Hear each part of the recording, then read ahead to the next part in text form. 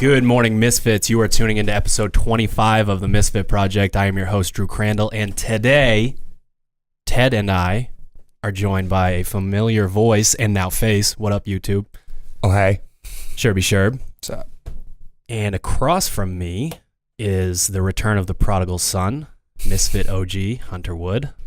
Good morning. Welcome back, Hunter. Thank you. Before we get into episode 25, we have a word from our sponsors. We sure do. Manta Sleep. That word's from me.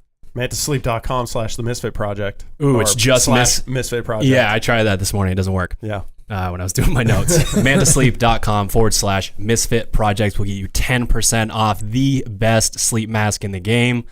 Ted and I use this thing all the time. Every We night. love it. It's one of those situations where normally you're looking for either fit or comfort or actually blacking out your situation. You can't find those three things in a sleep mask. That's not true. They have them in the Manta Sleep Mask. And it is a game changer. it really is a game changer. And it's probably at a certain point going to feel like spammy ad stuff, but it never is. We really use this product. We really like it. We just wanted to get you guys a discount on it. That's about the gist of Manta Sleep being sponsored. So Every night, especially when you're traveling, man, those hotels, there's all kinds of lights in there. They're never that dark. You slap that Manta Sleep mask on, man. Different world. Do you remember the year that I hung my compression pants from the fire alarm? Yes, I do remember that. Like we're at the games. We stayed at Hilton LAX, and when you walked into our room, there was just a pair of pants hanging from the ceiling, and it looked weird because like you've got like obviously one leg's. I just took the bottom of it and pulled it up over to block the light. But then so you had one leg here and then the other leg going down probably to like waist level. You just like they were probably like, are they doing drugs in here? Yeah. But there's a lot of like fitness and supplement. My supplements are all over the fucking room. When we leave too, there's like the alarm clock's like unplugged like under the bed because we don't want any of the lights or any of that stuff. So it's just like, what the hell happened in this room? Just no lights. You just got to start traveling with like electrical tape and just like blot out. Or a Manta Sleep mask, and you don't even have to worry about it. It's true. There you go. That's true. It's comfortable. It fits. It blacks it out. Done. It's great. Check it out, guys. MantaSleep.com/Misfit Project. Yes, sir. So I'm just going to keep saying this. We are in the episode. I got to stop saying that. It's very important for me to tell all of you, the audience, that you steer the direction of this podcast. When we make an episode and I get DMs and at the Misfit.project on Instagram gets DMs, people share it, people talk about it, people are talking about it in our gym. That's when I know what you guys are looking for. And I have to say that I sort of screwed up a little bit, and I'm like really proud of this little community because you guys are connecting with us on the deeper topics. And like at the end of the day, we have to go there. The conversations of health and wellness very directly related to like a protocol of sleep or food or whatever it is only takes you so far. That information is actually pretty damn simple. Yeah. This deeper conversation that we're having is sort of where we're trying to get to through that. It's like a mechanism. It's an opportunity to get your mind and your body right to a point where we can start to have these conversations. Yeah. And it's just like, I thought it was going to take a long time. I thought it was going to be some sort of like, I would have to create this system. And then there's a segue of like, now that you trust me, we're going here. But it's happened a lot quicker than I thought it was going to. And it's just really exciting for me. You know, we had, I don't know if one of you guys can pull it up on Instagram, but we had a post this morning. And I can just tell when it resonates with people because it gets a few more likes, a few more comments early on. And I was going to try to paraphrase the quote, but the gratitude one? The quote is, silent gratitude isn't much use to anyone. And when I see that something that's simple yet profound in my eyes, I'm choosing most of the quotes and writing the copy for it. It's like when I see that sort of reaction, I know that we can go there in these conversations because, again, we're trying to change people's health and wellness, but also their outlook on the world. And that's sort of like a segue into what we're talking about today. See, I've actually used that exact thing. Like Noel and I, before bed, will say like 3 things you're like happy for throughout the day. And a lot of times it's like, that my dogs are healthy and that like I have a roof over my house and we get to eat food. Like it seems kind of silly, but it just sets you up in a good, like, it sets a tone essentially for falling asleep and setting up for the next day. Because if you're actually appreciating what's happening in your life and that you have a lot of things going for you, it's a way to realize that like some of your more like trivial problems aren't really problems, or just little bumps in the road, and you don't, shouldn't get too hung up on them. Yeah. So I actually use this exact same, like, 3 things you're grateful for every night. It'd been a little while since we did it last, but we were doing it like pretty consistently for months and months and months.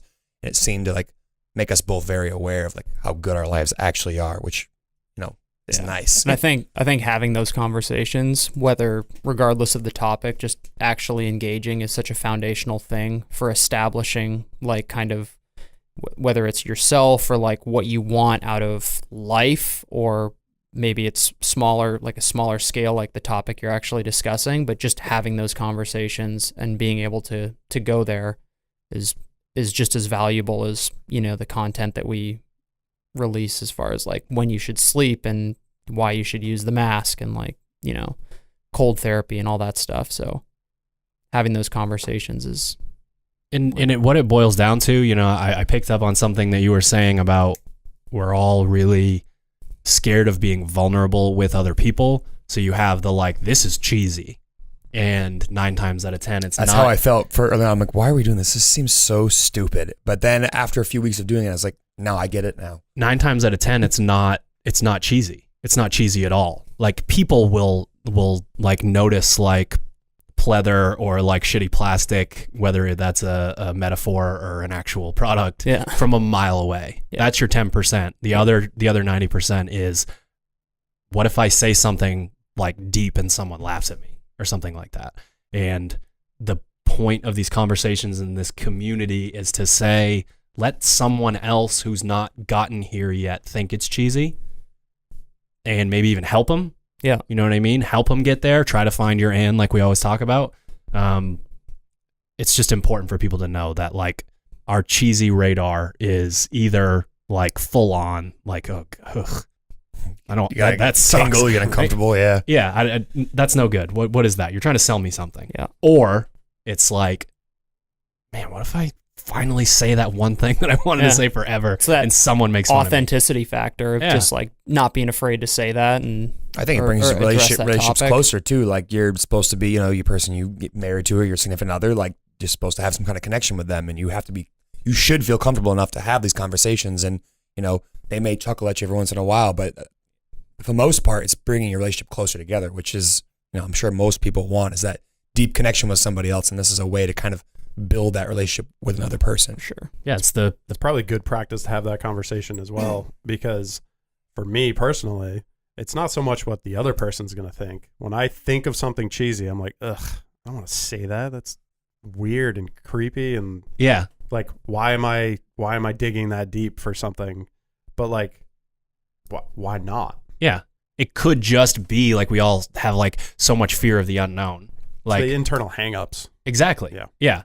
But the practice of doing it is no different than, we always draw from the gym, but like the practice of doing it gets you into that mentality of, this wasn't as bad as I thought it was going to be. Yeah. And like, I can do this and I can just get a little bit better like as I go.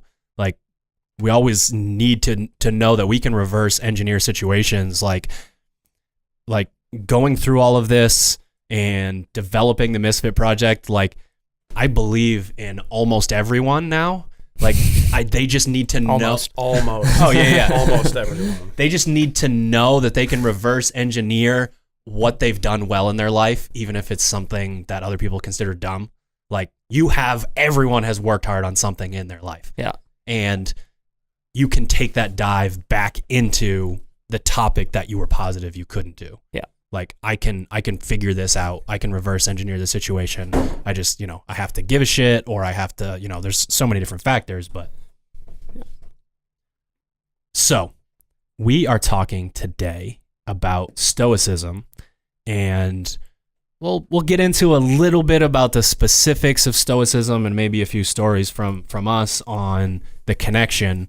But I really wanted to draw it into a conversation with Hunter that I think is really important. So for me to just kind of get it started, I was searching for the practice of Stoicism from ages like 16 to like 25 without knowing it.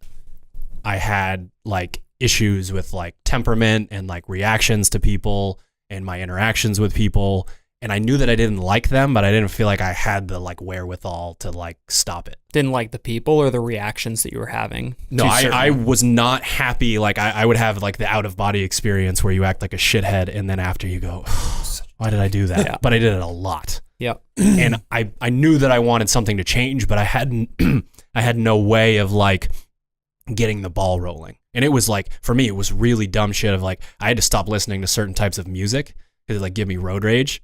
And that's like how I got into listening to like acoustic, like, you know, like Joe College music, like that kind of thing. Like there's all these weird like things like I tried to make these connections. I read certain books that resonated with me, but like having that practice is like a really big deal. And the most important book that I have read in my entire life by far is Man's Search for Meaning by Viktor Frankl. And he's sort of like an honorary Stoic philosopher. You'll see his quotes a lot through the Daily Stoic. And that's actually how I made that connection to get into Stoicism, was as I tried to learn more about him as a person, I came across Ryan Holiday, who wrote the books, The Obstacle is the Way, Ego is the Enemy, and we'll get into the Daily Stoic stuff, but he's behind a lot of that stuff. And Frankl was the Jewish prisoner, correct? Who essentially freed himself in his mind and therefore made himself more free than the guards that he was being watched by. Yeah. And his whole thing that literally changed my entire life was that in any situation you can control your reaction.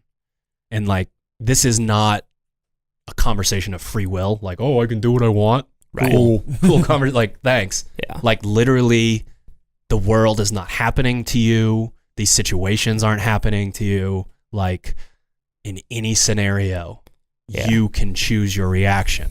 And for someone who didn't like their reactions, like I tried to think of every scenario. I'm like, yeah, well, what about this one? And I'm like, shit, I still could keep my shit together or think of it as this way or that way. And like, it put an ultimate responsibility on myself to take responsibility for like I got to stop, like, you know, thinking I'm some sort of victim in all these scenarios. Yeah, and like, exactly. And it's insanely freeing.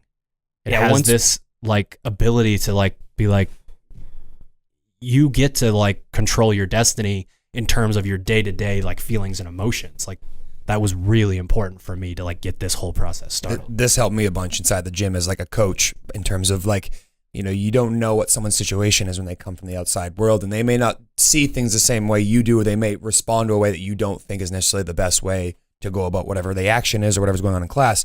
And instead of flying off the cuff, which would have been my older reaction as a, you know, newer trainer, it's now like, hey, like see it from their perspective and actually take all the information in before you make a rash decision. Because I was very similar to what you were describing. Like I would have a reaction immediately, and 9 times out of 10, after I like reflected on it, I was like, I'm such a shithead. And it still happens occasionally. Like someone will come to the gym and they'll be late, and then they'll be talking, and I'll be like, what are you doing? But who knows what their job was like all day? They might have been in isolation the entire day, and all they really want to do when they come to the gym is talk with somebody and blow off a little steam. And rather than being so like up in arms and like, you're distracting my class, you remind them that we're having a class, but you have to let them enjoy their whatever they come to the gym for. And for them, it could be that social interaction. Some people come for physical like training, but a lot of those times it's like you have to see that from different perspectives before you make your decision. And to me, like taking a step back and actually like not rushing to judgment, which is a huge thing I used to have as a kid, is allowing myself to like actually focus and like breathe, take a deep breath, like count to 10 and think about it. Because I feel like helped me grow quite a bit in my personal like profession. Yeah, and I think one thing that really resonated with me when I read the 7 Habits, if you guys haven't, one of the habits is seeking to understand before on the podcast. You have to give people the whole title and the author so they can go find it, although that one is so well known that so 7 Habits of Highly Effective People by Stephen Covey. It's a great book. Find it. But yeah, just relating to you, Sherb, just like choosing to listen and kind of absorb what other people are saying and then temper your response to that. Because one one thing that I learned in my time in the military is that things are never quite as good or as bad as when they're first reported. And that's like on a larger scale or even a small scale, someone comes to you with what seems like a huge problem and you want to seek to find that answer or the solution immediately. Like, you can usually take a little bit of time, absorb, kind of find yourself in that gap between stimulation and then what your response is going to be, and almost always make a better decision if you just kind of temper that desire to like fix the problem with a little bit of thought and just acknowledgement that like, is this really a problem, or is this just a perceived problem? That's an approach I take with a lot of athletes that come in. It's that, like, be excited when you do well, but remember that there's still work to be done. Or if you have a really bad day, like, remember, it's not the end of the world. Like, you didn't lose your leg today. You just didn't do what you wanted to in the gym. Like, right. Let's have a more even keel, like, rational conversation about what happened today and use it as a point to build on. And this is something that Drew actually did with me for a while, was like being really polar about either really high on something I did really, really well or being really, really down on something I did poorly. It's like, if you live your life that way, you're constantly going through peaks and valleys. You're never going to be happy because you're going to always be like on edge, like something else is going to go wrong or something else is really great. And then you get, reality slaps you in the face and you have to come back to earth. So, I mean, for me, it's all about keeping more even keel, which is something, again, I struggled with early on.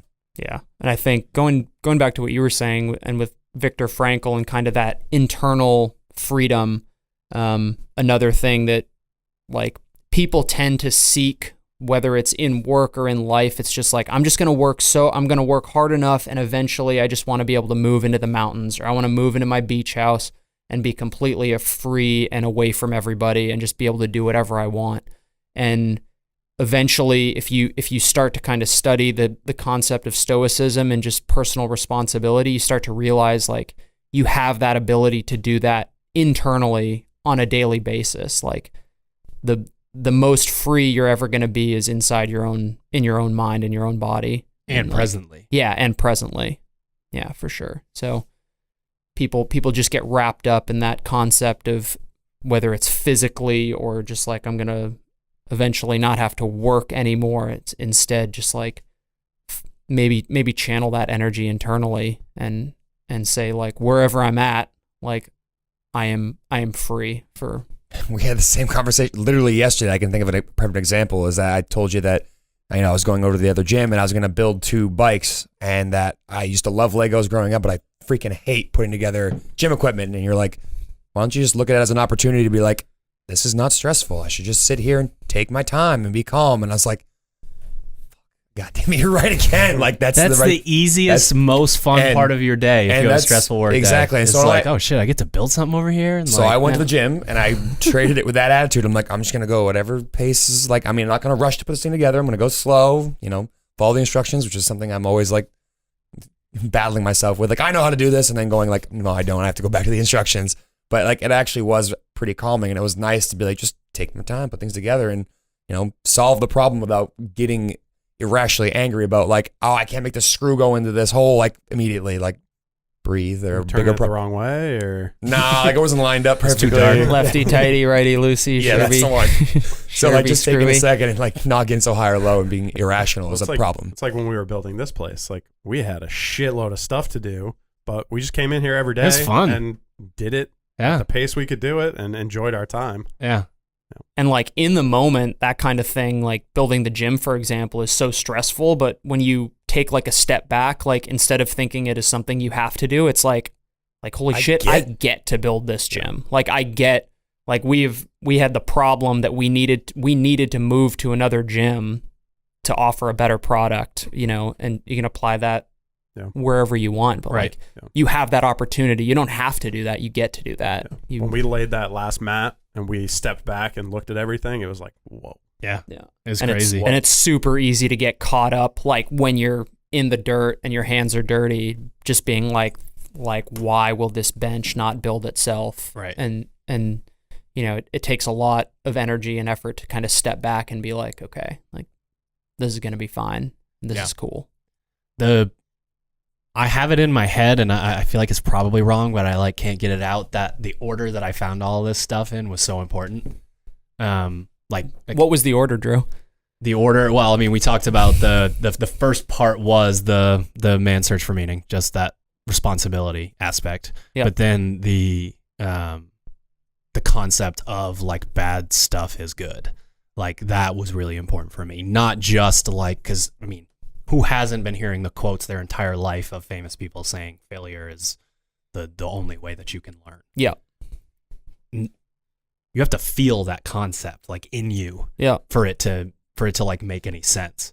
And like there's no way to learn how to do things without going through learning how to do it that way. Yeah. So every single time something like that comes up, you're either learning a new skill or you're battling adversity and you're making yourself more resilient to anything. Right. And it's just the awareness to identify like, okay, this perceived bad thing happened to me, like how, and then choosing how you respond to that. Like it's super easy to, you posted a video or a picture like a flat tire, like that's something easy to get upset and angry about. Adversity training, right? I can tell you right now, people do not like it when I say adversity training to them when they're pissed off. Oh yeah. Yeah, you get some athletes to do that. Like, man. In case you were wondering how to piss people off, just say adversity training when they're really angry. Or what did you say to Dave that one time when he was having a bad workout? Oh, no one cares, just keep working or something like that. Yeah. He was so upset about it, but like at the end, I he's tell like, that to people just no in different context. Yeah, no one, Or when Seth Brand did his half Ironman, you told him like, just remember when you're like feeling bad for yourself that no one if at cares, any point you start to feel sorry for yourself, just remember no one fucking cares. But at the same time, it's one of those things where like he gets the opportunity to run a half Ironman, or he's, someone's in the gym doing a workout, like there are bigger problems and you get an opportunity to see that happened. And now how do we adjust? So yeah, it's just that maturity piece of identifying and acknowledging that this thing happened to me. Now I need to actually choose how I respond to it. Don't just naturally respond in the way that you have before. Yeah, don't be a victim. I like it's that. A hard. I really find that with people on like some sort of like natural innate level that they're either really good at dealing with big problems or small ones. I always try to like identify with someone like, is this the kind of person where like if they stub their toe, we're fucked? Yeah. Or is this the kind of thing if like bad news comes in, like real bad news comes in, we're fucked. Yeah. That kind of thing. So when you are looking at this from the standpoint of not either beating yourself up or tooting your own horn, like where do you fall in that continuum? And maybe you're kind of good at both, or really good at one, or really good at the other, and that's where the growth can come in. Yeah. It's like actually identifying, like we did the episode on self-improvement, and so much of it is just knowing who you are. Yeah. Like being like a ruthless like evaluator of yourself. And that like attitude can, especially if you're in a position of leadership or power, like your response can have such a huge impact on those around and below you. If you're, like you said, if you're the type of person who responds just up in arms about something negative and you just outwardly do that in front of everybody else, like what kind of message does that send? Yeah. Or versus just being calm and being like, okay, like this happened. It is neither good nor bad. Now we need to address it and fix it, or, do whatever. Yeah. So. Getting athletes to see, like, just, again, within the framework of the gym, getting athletes to see. We know you're going to talk about the gym, sure, but you don't have to apologize for it. I didn't apologize. You addressed it. I addressed it. Just go. But being objective about how things are going is a huge part in like my growth with an athlete. When I work with someone new, it's like you have to understand that like not everything's going to go your way, and you actually, for your growth to get better, you want things to go bad. And like, for example, someone's trying to learn how to climb a rope. The first few times they do it, they're not going to fucking get it right. They're going to put their hands on the rope. They're going to flail around. They're going to come down. But they get a chance after that to see, okay, that there's a step I missed. I didn't sit down on the box and learn how to set my feet on the rope. And that's the problem. And once I've identified that because I can't climb rope, it's not because the rope is just mean and evil. It's because I didn't take the time to learn things. Growth happens. They go, okay, let's take a step back, figure out what the problem was. How do I fix it? And go back to it versus just being like, nah, I'm just not good at rope climbs. I'm just not going to do that. I can't do rope climbs. Unfortunately, that stuff happens a lot with people in all walks of life. Is like, I put myself out there, you saw it, I failed, now what do I do? I mean, you're going to assume that I can't do this, and now I don't think I can do it, and like, that's just such like a crappy feedback loop when that's how you get to the place where you're trying to go. Yeah. And especially if you get in like kind of the mindset that I think a lot of is a pretty pervasive problem in our like society in general. It's a very, things are either good or bad. Things are either right or wrong. There's just like that really, really damaging dichotomy of things triggered. are one or the other. Yeah, exactly. The world is triggered currently. Right. Yeah. I mean, instead of like good and bad is a completely subjective thing to everybody. And if you can, instead of acknowledge some things as good or bad, instead just like acknowledge that they occurred or did not occur and then choose your response to that. That's like, I feel like that's like the next step. Think before you speak. What are you talking about? Yeah, I know. It's weird, right? Sounds crazy. Yeah. The next concept here that I'm going to split it off into two pieces because I think people identify with each side of it. It's just sort of more of a personal thing. There's the concept of like loving your fate. The amor fati is what they use. I believe it was Nietzsche. I don't think it was an actual Stoic philosopher. I could be wrong. I apologize if I am. But just talking about loving your fate prior to knowing what it is. Like you are just happy to be you and in your situation, and before it even comes up, you love it because it's either was good or you learned from it or you took some sort of valuable experience out of it, whatever it is. You saying like acknowledging your fate in the sense that you don't have any control over it, yes. Therefore you don't need to worry about it? Or it's actually a step further than that. It's loving your fate because you essentially don't have a choice not to. That's part of it. But there's just the aspect of like, I'm going to be able to turn whatever comes my way into a positive. Right. That sort of situation. Yeah. Okay. And the other side of it, the side that I resonate with more, and I have the necklace that tells me every day to remember my death, to like really accept mortality as a gift, because if we were just around here forever and there was no end, and you just wouldn't do shit. What would the point be of any of this stuff? Yeah. And you know, I was the kind of little kid that thought about like being terrified of like dying. Like I'd lay awake at night, like at an age where you're not supposed to be so think about shit like that. You know, why are we here? Like, my childhood was weird in that kind of way. Yeah, that's real early to be asking the why are we here question. I actually had a story to tell, but I'm not going to tell it. It's a little polarizing. So for me, that felt like that third point. Like it needed to come in that order for me because I learned one thing from the next, and that's sort of my story of like how this all resonated with me. Yeah. Like how did this all get started? I mean, we've sort of touched on it already. Are there any other concepts that like mean something personal to you guys that are talked about either through the Misfit Project, through Stoic philosophers, through any of the quotes, books, whatever? I mean, you gave me a couple books to read, and they're both from Ryan Holiday, the Ego is the Enemy and Obstacle is the Way. But both of those had a profound like impact on how I felt about like my daily life in terms of, you know, if you have a hardship, you have an opportunity to react to it, and you can decide whether it's positive or negative. And that became back on me. And I also, again, fell into like the victim, like, oh, that sucks, you know. I got a flat tire on the way here. You know, the world's against me. It's one of those things where like, not really, like just a bump in the road and you get a chance to learn from it. Maybe you weren't paying attention when you were driving and you drove over something you weren't supposed to, or maybe your, you know, tire pressure was low for so long you never took your tires. Like little things like that are opportunities to grow. And for me, like, I just reacted too much, and understanding that like hardships are the way towards growth and becoming better are actually a good thing, not a bad thing, was a huge like philosophy change, at least for me. Yeah, for me, it was before I even kind of knew what the concept of Stoic philosophy was. It was actually another podcast, which I don't know if I'm allowed to even say that. Shout it out. No, the Survival Podcast, and the individual who excited writes right it. now, isn't it? I haven't heard of this. It's before. good. Yeah, it's kind of the foundation is like kind of a prepper, but not in like the zombies are coming kind of way, like actual realistic prepping.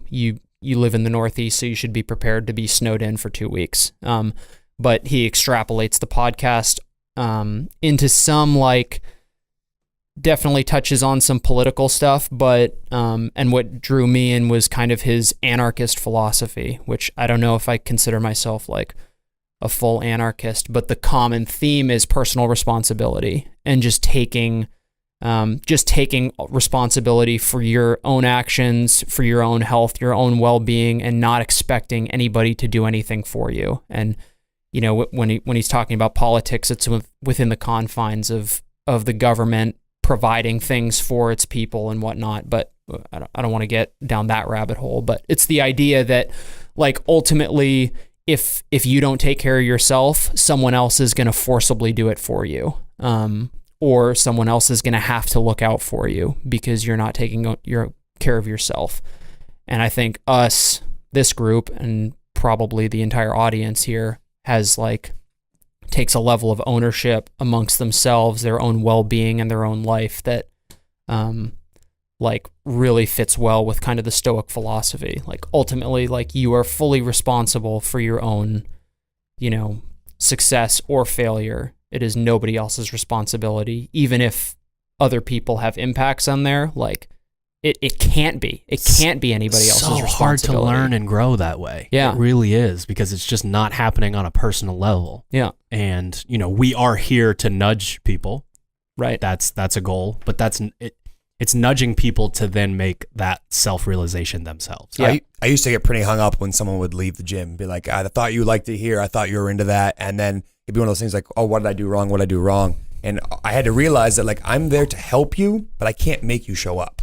I'm not there to make you show up. Like, I can help you if you're ready for it, but always I try to relay back to you. It's like, I'm here to take you on this path, but you have to decide that you want it or you have your why. So, like, my conversation with new people nowadays is like, you know, everyone comes to a gym for different reasons. You have your, I want to look better in a bikini. I want to be able to do 5Ks. I want to do, you know, CrossFit competitively, whatever it is. If you don't have your why, if you don't really start thinking about why you're there, you're not going to be as likely to stay committed to it. So helping people take onus of, like, this is your health at the most basic level, or whatever your goal is super important to me. That, like, I'm here to help you find your why, but you have to discover what it really is. And that's, I mean, a big step for a lot of people is figuring out what's the reason they're there. It's also hard if you like identify as somebody who like does understand the difference. You want to, like, share that with other people, but you can't force it on them. Like, when you start to force people, like, everybody's been there when they're forced to do something versus when when they do it on their own accord. Like, a super simple example for me is reading. Like, I didn't read in middle and high school when I was told to, but now I read, like, habitually and on my own accord. Yeah, you know, but I mean, you extrapolate that to anything. Like, you can, you know, lead a horse to water, but you can't make them drink, kind of concept. And if we're going to be talking about stuff this deep, it's even more important. Yeah. Like, you might be able to teach me how to use a screwdriver, you know what I mean? That kind of thing. Like, but still, it would make more sense for me to understand how to use it if you handed it to me and said, well, there's something over there that this needs to, you know, help. Sure, there's a bike over there that needs tightening. Put it together. Don't get angry at it, though. No promises. Ted, what does Stoicism mean to you? What like, is there a specific concept that grabs you? Is it the whole shebang? I think for me, Stoicism more represents a realistic view of the world, where you decide how you want to feel about a thing. It's not somebody else has an effect on your life in a way that you can't control it one way or the other. So I've always been, like, a super realist, almost to a fault, where I will be encountering somebody that's having a very emotional reaction to something, and I'll just be like, "What? Why? Stop! Don't do that! Like, why are you crying? Why are you yelling? What's wrong with you? Like, calm down, idiot child." The like cardinal sin of telling a significant other to calm down when they're really angry. Don't do that. But it's regularly. But it's only because when I'm seeing what is upsetting somebody, it's like, okay, it's not that big of a deal. So for me, Stoicism is more like, it's a realistic view of the world around us. And I'm not super well versed in Stoicism specifically, but what I've seen of it through reading the Daily Stoic and philosophy classes in college and whatnot, it is that kind of like, you are the deciding factor. Right. Yeah, you are someone I can insult you, Ted, or say something nasty to you, but ultimately it's your choice whether or not you choose to let that be actually insulting to you. Yeah. It's like, you can't hurt my feelings. Yeah. Because I've decided that you can't. Right. Exactly. I had a bullet point to put down or throw out some sort of like intro to Stoicism or general explanation, but I think what we just did is more important because this is all about what it means to you. Like, some people enjoy reading, some people there's some really good YouTube videos on this stuff. That side, people get hung up on that stuff a lot. Like if you were to be a Stoicism hipster, you are by definition not into Stoicism because of that sort of energy you're putting out into the world. Right. It doesn't make any sense. Yeah. So like being like, well, did you read that book? No, I didn't read that book. I don't want to. Yeah. Like that side of things, I think people get hung up on that stuff a lot in these like subcultures, countercultures. Yeah. Like, but you haven't read the 974th book by so-and-so? Well, you're out. Well, I mean, you even said it, like in your journey, like you were thinking about these kind of concepts long before you probably had any idea that Stoicism was a thing. Like I was personal responsibility for Marcus Aurelius piece to be in my passenger seat. Yeah. He just wasn't there. Yeah. Just speaking to you, whispering quotes in your ear. Man, that would have been awesome. That'd be so great. So now we're gonna start grilling Hunter. Timeline wise, refresh me here. You were at Virginia Military Institute. You were coming home for summers and breaks and whatnot, and that's when you got connected with us. Yep. So in the summer of 2012, I had my CrossFit L1, and basically through the luck of the Googles, wandered into CrossFit MF. Met Seth when he had a super grimy goatee and long hair. It was a good time. And later on that summer, ended up coaching there.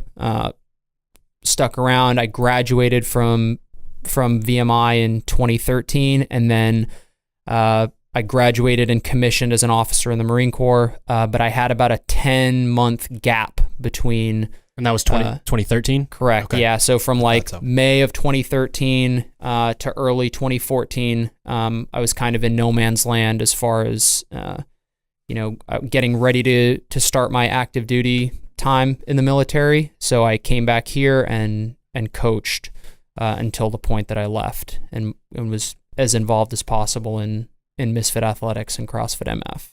So setting the scene for why I think this relates to this conversation is, we started Misfit Athletics in fall of 2012, and by the time you were around and getting into it, you sort of jumped into helping us create a culture and create this, we were sort of the startup at that point.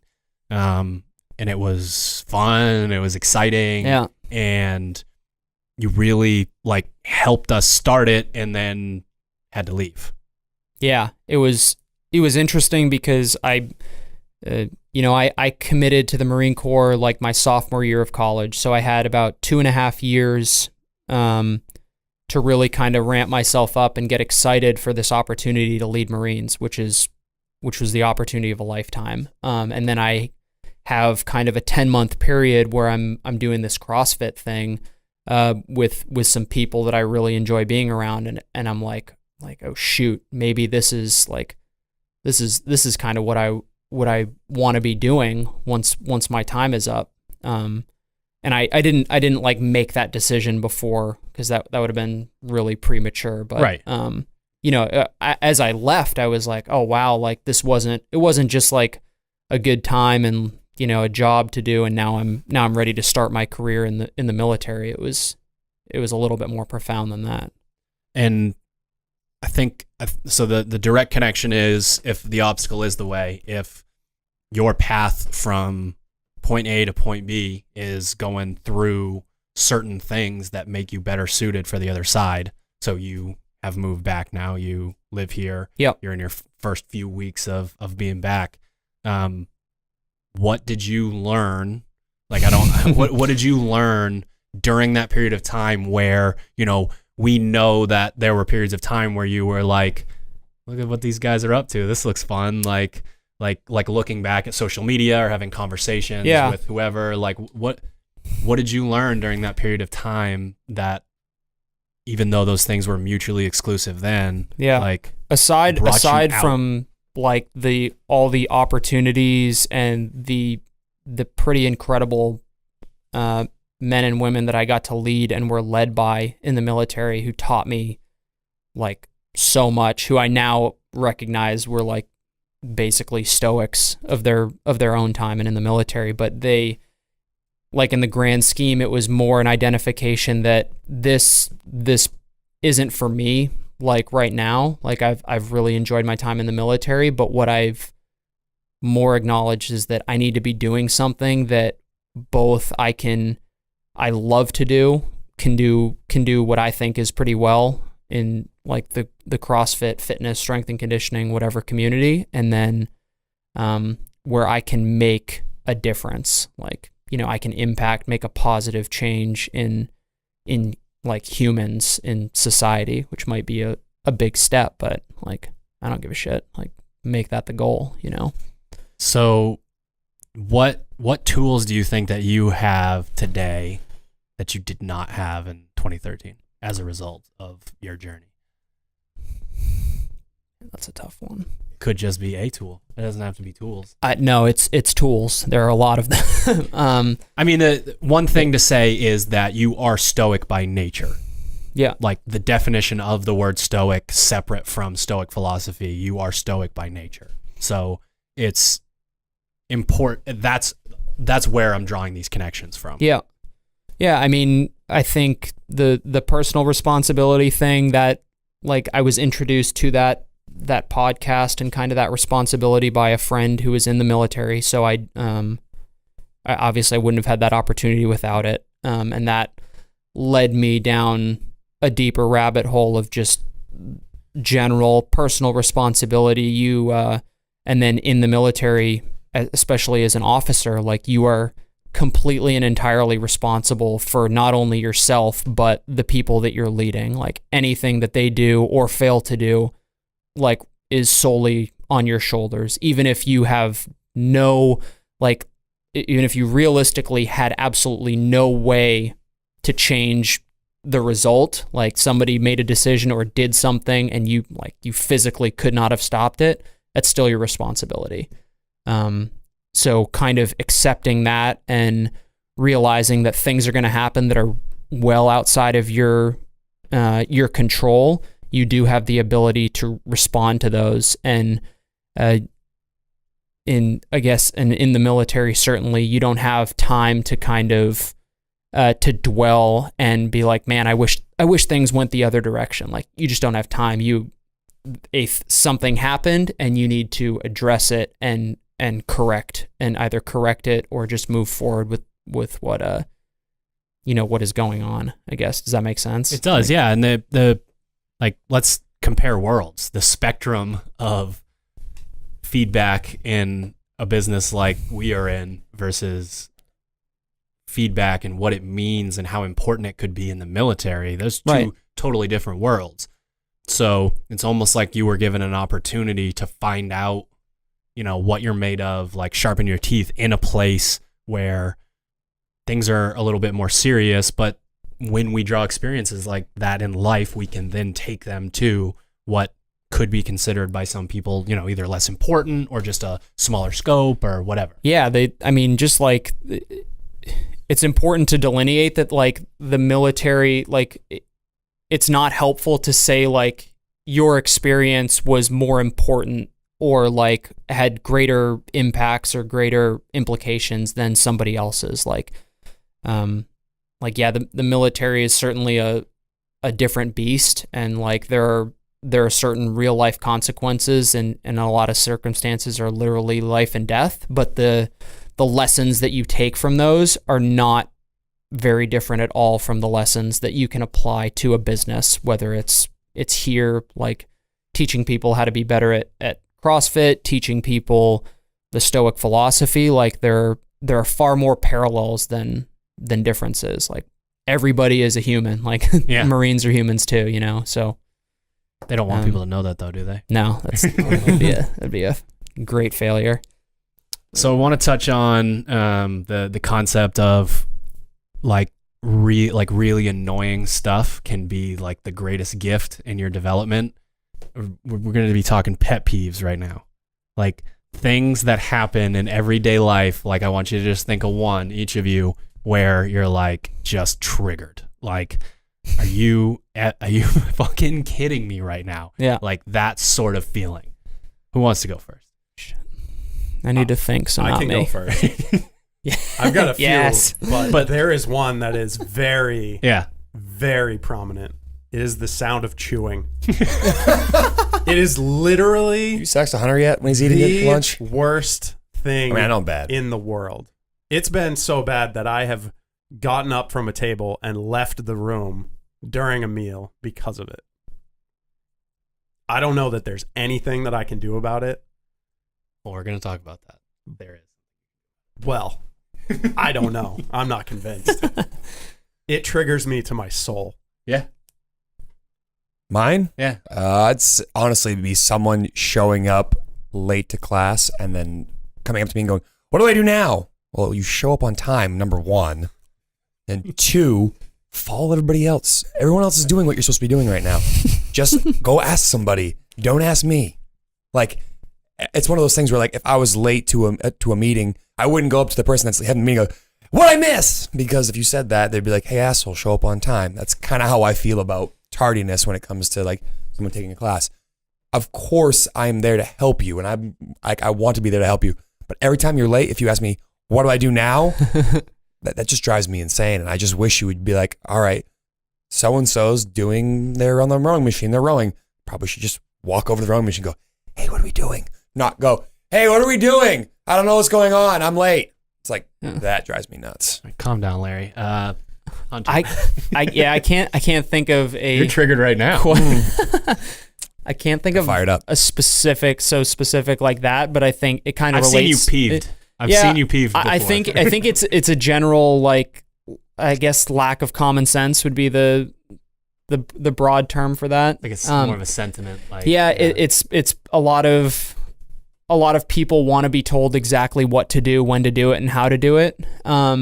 Instead of taking like a little bit of ownership of what they've been told to do, or what they have the responsibility and opportunity to do. So instead of, don't be afraid to fail. Don't be afraid to make a mistake, with the realization that you're gonna improve yourself on the other side. So I guess probably the fear of failure, and because of that failure, people walk on eggshells when they're trying to do something. You need a task. You need a checklist of how to do things. Like that ain't it. Like, right. Hey, do I need to come over and put your pants on for you tomorrow morning? Right. Yeah. Like, where does it stop? Right. Yeah. Maybe. Yeah.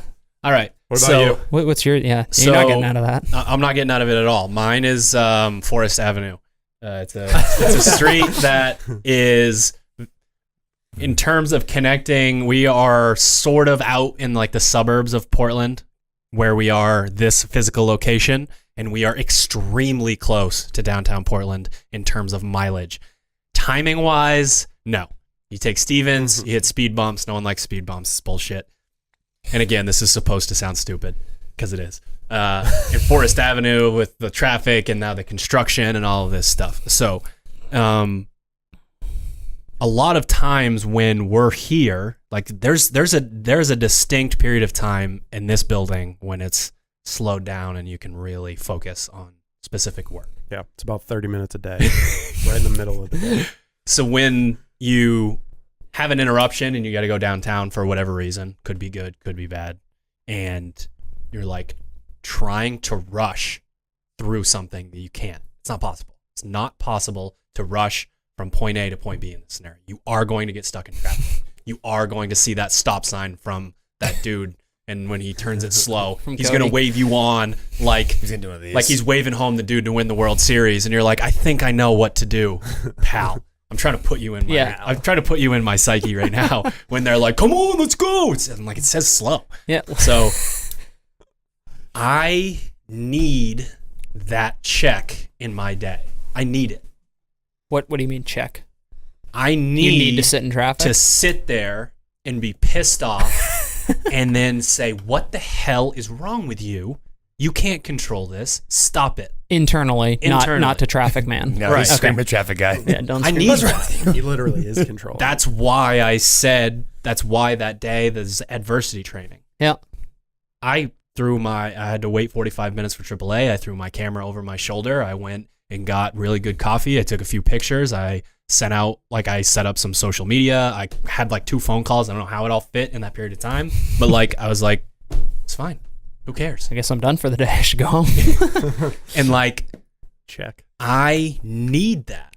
That is really good for me. Yeah. It is really good for me to be put in a situation that I cannot stand so that I can like put some responsibility on myself. Stop being such a fucking baby. Yeah. Like, I need that stuff. That stuff is really, really good for me because life is busy. The world is changing. We don't sit around and do nothing like people used to because, you get home from work and it's dark and you get a fucking lantern and, Ethel's wearing a dress that's covering her from head to toe. Fucking Ethel. Like we've gone. Taking care of the 15 kids. Yeah, we've gone a little too far in our like, boom, boom, boom, boom, get this done, go here, do that. Like I need it. I should be listening to an audiobook or, calling to check in on my wife or whatever. I need those periods of time and I need them to be bad in terms of what I would normally think as a worldview. Yeah. And then go, what do you do?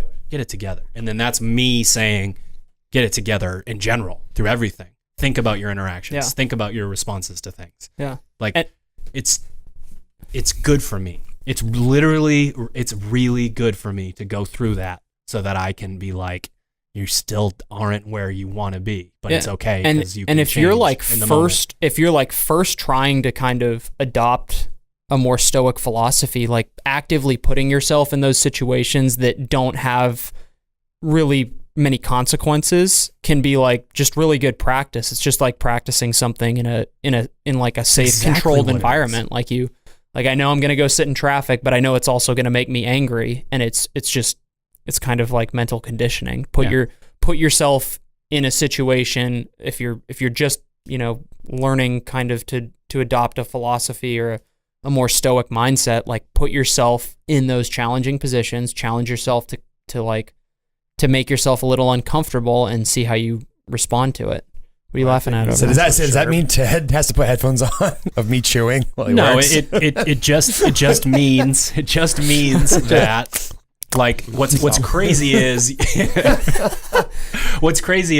I've been driving down Forest Ave a bunch recently to go to a specific place, and it happens to me every time. At some point in my journey, I'm ready to scrap. Throw this bitch in park. Let's go. I don't even know who I'm fighting. I'm gonna start punching people's cars. You should start biking there. I should. No but traffic. Ethel's in the car behind you, just like they're rolling up her window. To, like, fuck. This guy. The again. Chewing is going to happen. Yeah, I know. The chewing is on its way, and it doesn't matter.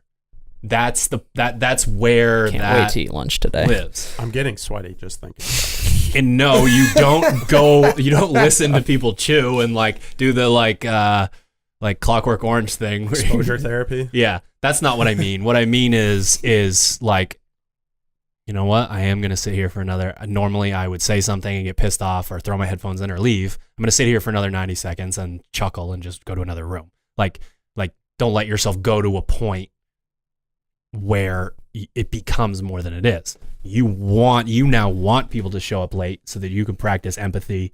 You can figure out why they might be late, or hey, I'm actually not equipped. I'm a great coach, but I'm not equipped when people show up late. I think they're being mean to me.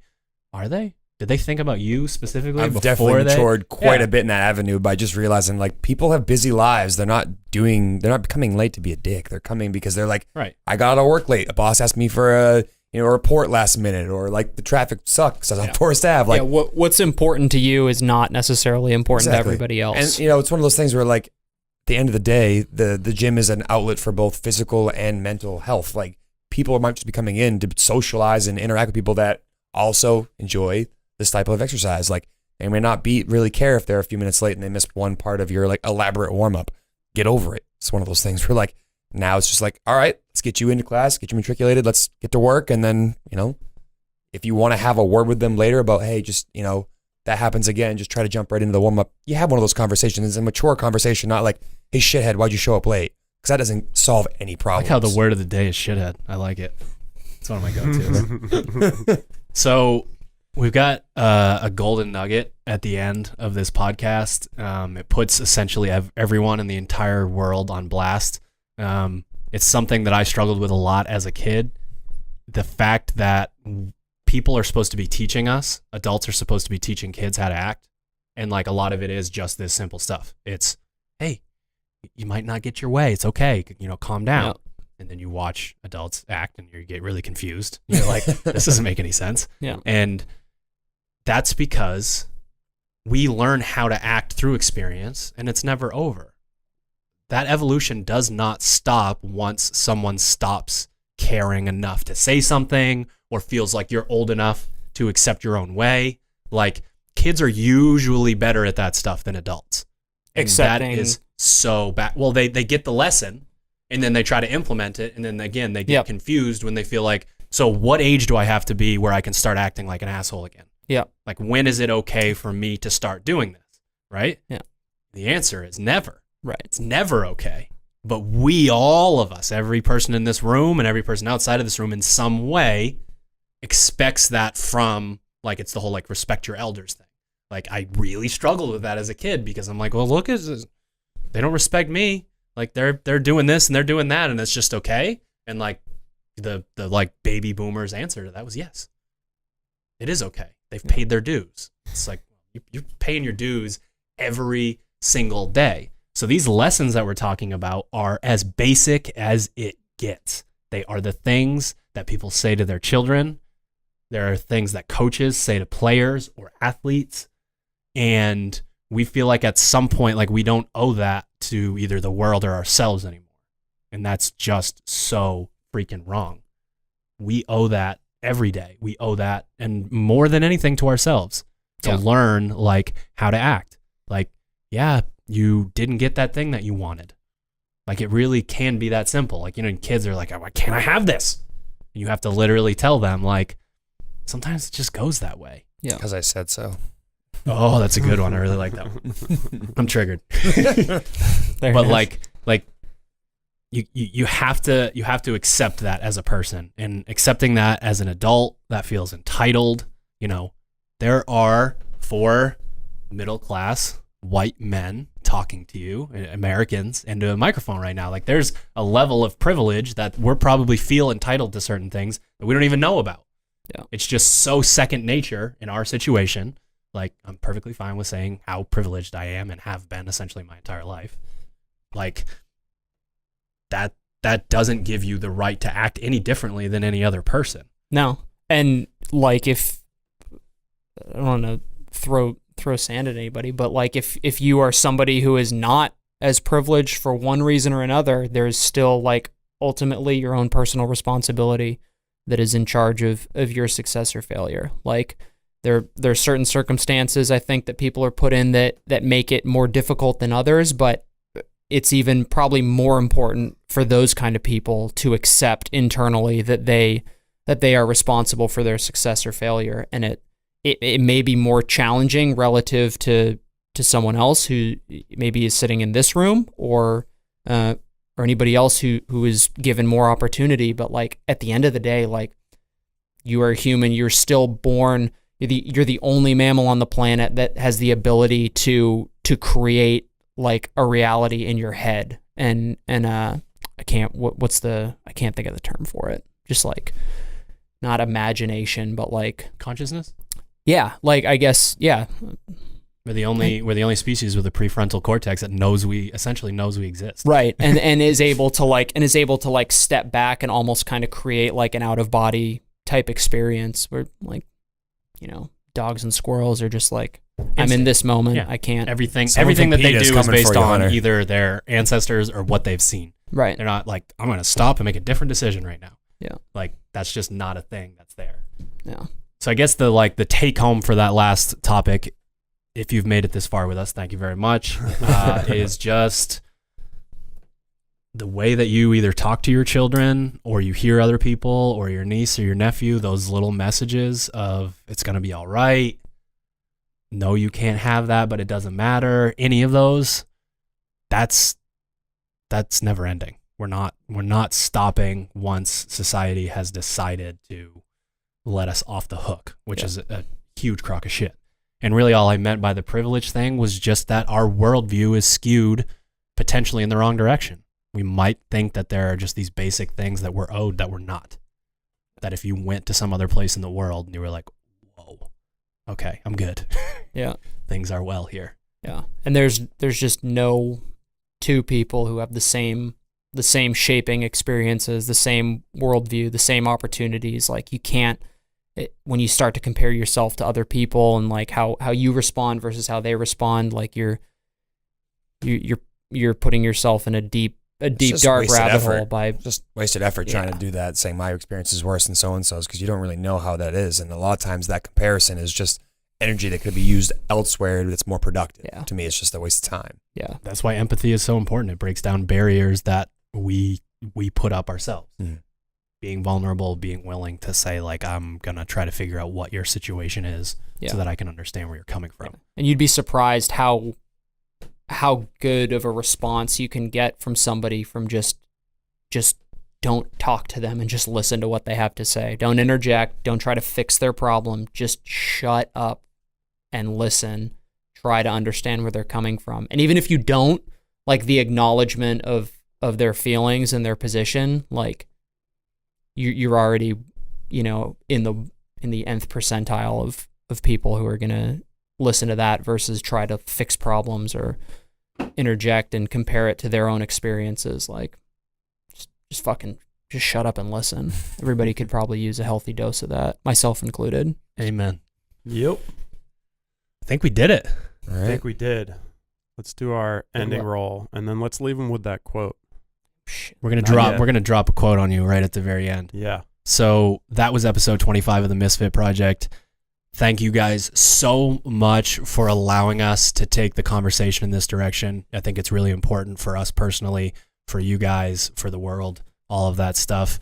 The biggest way that you guys can help us is by going to our social media at the misfit.project, on Instagram, Misfit Project, just about everywhere else, misfitproject.com. Share this thing, talk to people about it. That's the best thing that you can do. Hunter, what you got for us? So this is from one of the many books we referenced, The Meditations by Marcus Aurelius. Pretty short read, kind of like almost broken up into like quotes, really short. It's super short, digestible. You can read one a day. You can crank through a bunch of the chapters. And that is specific to that book right there, because you can buy his meditations. It's presented in different ways, and that's a really easily digestible form. Did not know that. Yeah. So this is my reading level. Which is fairly low, but the quote is, and I actually don't even think Aurelius said this because, it's from Euripides. Epictetus? I don't know. I think you said that right. That works. Yeah, I don't. Count it. Go. Count it. So, Lonzo. With the heavenward breeze at your back, row cheerfully till you reach the far shore.